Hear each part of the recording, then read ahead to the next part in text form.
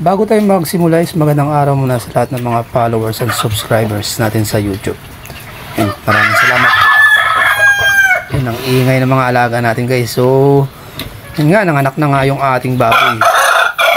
So, hinihingi natin guys is kahit 3 lang. So, yung pinigay is 7. At tapos, hindi pa tapos. Siguradong dadagdag pa yan kasi nga hindi pa lumalabas yung inunlan na tinatawag dito sa amin. Nagtatanong lang sana ako at sana may makasagot. So, yun nga, itong biik pala natin guys is pang 5 araw na to. Halos healthy naman. 7 yung anak ng ating baboy.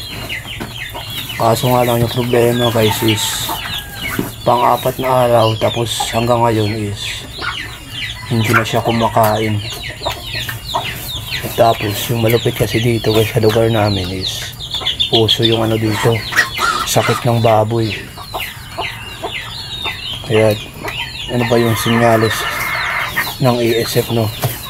Sana masagot nyo no? Ang ASF nga ba to?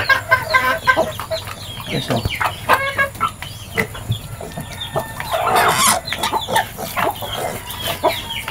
guys, nakikita nyo naman is wala nang laman yung ating kulungan ng baboy. Kasi nga halos tinamaan talaga yung baboy natin ng ano, ASF. So yung ginawa natin guys ngayong araw is nilinisan natin, sinabon natin, tapos nilagyan natin ng Sunrox para yung bakterya is mawala.